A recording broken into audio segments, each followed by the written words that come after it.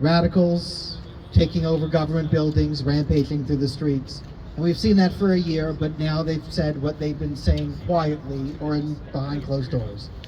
Death to Canada, death to America, death to Israel. We are Hamas, we are Hezbollah, and then they burn the flag.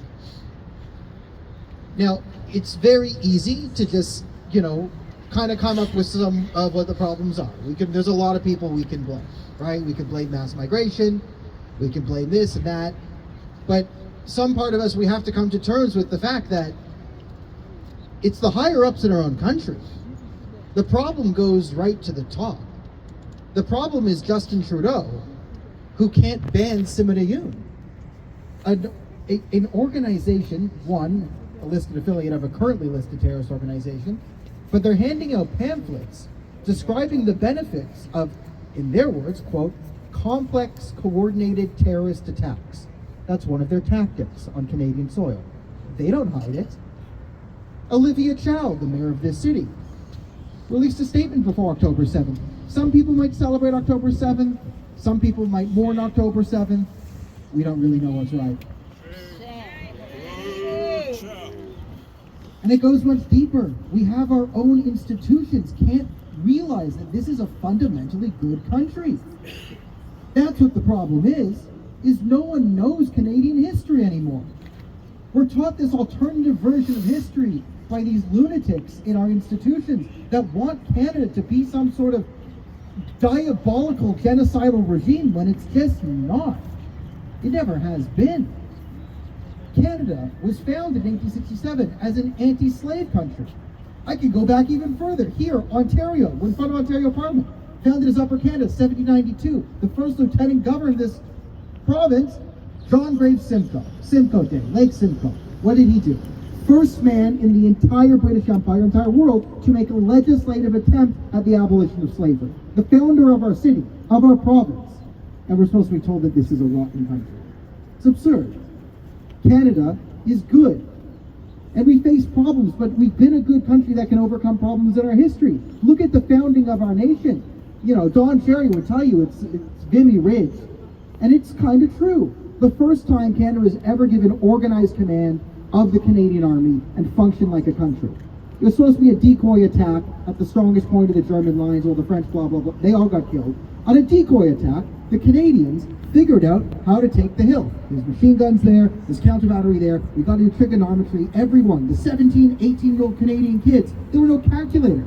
They had to practice for a month learning the mathematical equation of a creeping barrage. They could do it. You think we can't do this? Canada's a good country, right? We could talk about how great our warriors are. We took Juno Beach, and we went so fast that they had to call us back because we were kicking the Nazis' ass.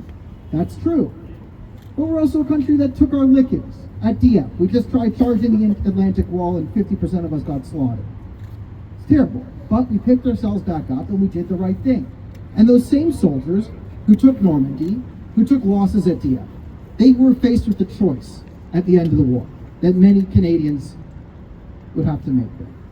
They could either follow the Allies through Belgium on the way to Germany, the easy route and the quick route, or they could go through Nazi-occupied Netherlands. What did they choose? 13,000 Canadians took casualties going through the Netherlands to liberate the starving, emaciated Dutch from the Nazis.